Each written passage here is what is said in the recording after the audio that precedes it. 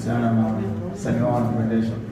Lakini sisi kama Wasafi tunapomsaini mtu, tamanio especially kwa mimi, tamanio langu ni yule mtu afanye vizuri. Akifanya vizuri yeye, wangu mimi na nitaniza heshima kubwa sana. Ndio tumemsaini msanii kumsania kwa mzigo wangu kubwa. Wangu mimi ni heshima kubwa kuliko hela ninayoingiza yule msanii baba katika shughuli za kesi. Kwa tunawekeza nguvu, akili, mawazo. Inaonekana tu kama msanii, lakini nyuma wasanii leo tutakuwa tunaweka wewe mtu anakumwekea brand yako mbele. Kama mimi nadhani wengi wao mifano nataka shughuli zangu peji yangu naweza kubadilika kwa peji kama ya msanii. Nyanyua mtu kutoka sehemu fulani kufika sehemu fulani.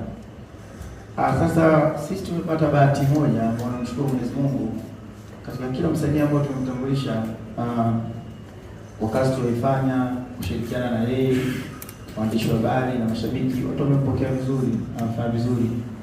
Na kwa bahati pia nzuri, wasanii wengi ambao kwa sisi wameanza kutoka kwa independent walikuwa tayari washafanya mafanikio mazuri. Kwa mtu anaona kama sasa hivi nilipofika sasa leo, nashukuru, naomba sasa nianze kujisimamia mwenyewe. Kwa hiyo akitoka pale, kwa nini anaweza kufanya vizuri? Sababu Wasafi sio tu lebo. Nadhani watu kitu ambacho wakijua Wasafi, sema watu wakija pale kama wako pengine darasani, kwa sababu nawafundisha vitu vingi, kuandika nyimbo, nawafundisha unakuwaje star, nawafundisha unatakiwa present vipi na nafasi yako kufika sehemu. Yaani msanii unatakiwa ufanye nini, usifanye nini. Kwa yale madogo ambayo kandilia Mwenyezi Mungu anaelekeza. Mengine tu watachanganya na akili zao na baraka za Mwenyezi Mungu. Sasa hiyo kila mtu anashapata hivi sehemu ya joga, kumbe ukifanya hivi na kwa hivi na kwa sababu mwenyewe unaenda kuifanyia kazi. Na kila mtu anapofanyia kazi ndio anakuwa kulingana na nafasi yake Mungu alombariki na mashariki wamepokea. Kwa baada watu wanapotoka Wasafi, kumbuka wanatoka wakiwa tayari na wanafanya vizuri sana. Sio wanafanya vizuri pale, wanaweza kwenda kujisimamia wenyewe na ile misingi tayari wanayo. Kwa hiyo baada pale wao wenyewe wanaweza kujiongoza. Hata kama mtu ikitokea kidogo unasema kashiki kidogo, inakuwa ni kidogo sana. Lakini kwa imani yangu mtu wote anatoka Wasafi anaweza kufanya vizuri sana. Sasa hapo kwenye lebo zingine kwa kweli sijajua wao wenyewe wamekaje misingi yao, sijajua wao wenyewe wanaendeshaje lebo zao, na naheshimu kwa sababu kila mtu ana biashara yake, kila mtu ana taratibu zake. Ila kwa taratibu za Wasafi sisi ni msanii anakuja, na mimi siwaje mtu fanya ambaye hapa namba mtu nusu sababu anafanya msanii wangu afanye vizuri. Kwa na mwelekeza, sikiza unatakiwa ufanye hivi. Kwa mambo haya msanii huwezi kutitu kwa hivyo lazima ufanye hivi. Ukitunga nyimbo lazima ufanye hivi, usifanye hivi. Sasa watu wengi nje wana imani yao, wanasanyaga mimi msanii wasanii sio kuandikia nyimbo. Mimi nimeandika nyimbo za wasanii wengi Tanzania mjini. Wasanii wengi wa Wasafi, kila mtu akija pale kuuliza mimi na yeye nani kamwandikia mwenzie nyimbo? Kae nao anawaambia. Unaweza kuchukua mfano. Sasa vizuri. Ila nyingi sana. Nikaa nao sio vizuri kuzungumza sana na kama na watu kitu kimoja ambacho watu wakielewi. Hata wengine sio Wasafi. Sababu mambo yao wanazungumza. Yaani mimi niko tu hivyo. Siwezi nikafika studio nikakuta nyimbo yako unasema iko safi nikakuacha tu. Nitakusaidia na wanakuwa ukisema usisema sitaki kwenda kuzungumza. Miongoni mwa vitu ambavyo nadhani watu wengi wafahamu. Nadhani yani mimi strength yangu imetokana kwanza na kuandika. Yaani mimi kama mwanamuziki, mimi sio mwanamuziki tu hapo. Yaani mimi nikishika peni naweza kuandikia nyimbo yote, naweza kuandikia bolingo, naweza kuandikia R&B, naweza kuandikia kibokata, naweza kuandikia hip hop, naweza kuandikia mapiano. Na kila muziki najua ni uandike vipi. Yaani kama hii nyimbo inaitwaje? Inaitwa Salama na nani na Barnaba. Hapa nimeachana na mtu. Ngoja nimshindilie maneno la. Unajua hivi. Ikifika kwenye piano, siwezi kuandika kitu cha serious kwa sababu piano haitaki vitu serious. Nakuletea serious ndani kwenye piano. Taandika makuzi, vitu ambavyo mtu akisikia atafurahi, atapata raha.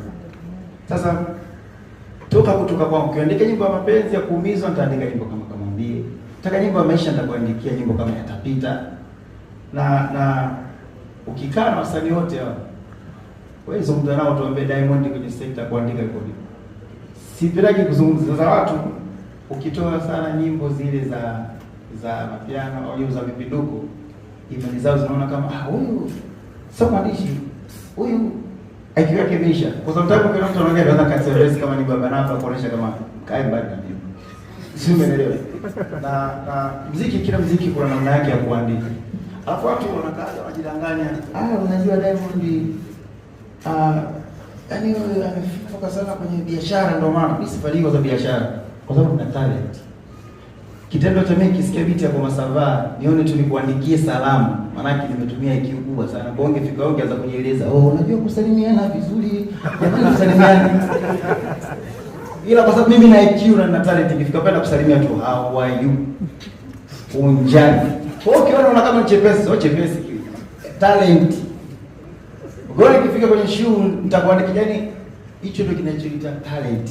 Yaani sasa mtu huko nje wanapotoshana kwamba unajua mfanya biashara bila talent. Unaweza kuandika muziki wowote na nikacheza nao muziki wowote na nikatengeneza hit.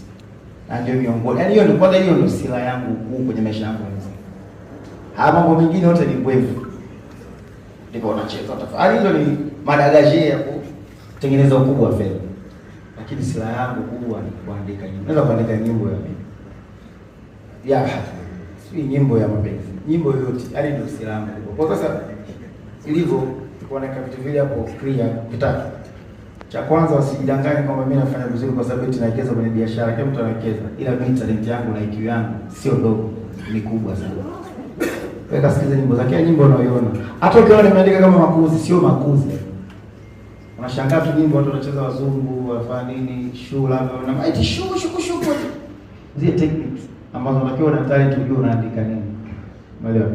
Haya. Kwa kuna hivyo kwa wasanii wanapokuja pale kama leo, jukumu langu mimi kwanza nasaini, napenda kusaini wasanii ambao wana talent wao wenyewe, waweze kuandika nyimbo zao. Na mimi Mungu kanibariki wasanii wangu wengi wasaini wao wenyewe wanakuwa wanajiweza. Kwa kifika pale mimi nawapa misaada ya kwamba wanawezaje kuwa msanii nondo.